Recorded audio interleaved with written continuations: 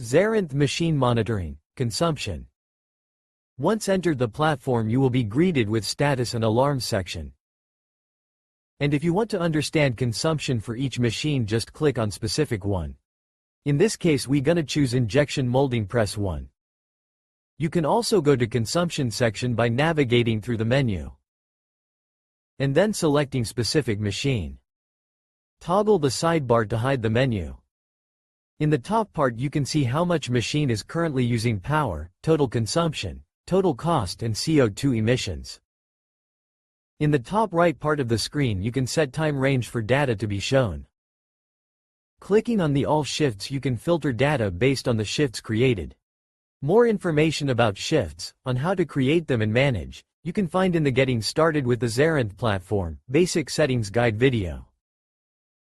Next is Machine Status section, where you can see the timeline for the date you set.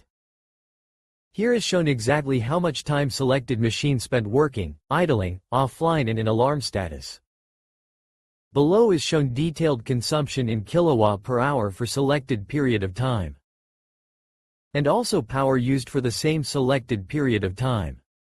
This guide walks you through utilizing the consumption feature in Zerynth Machine Monitoring.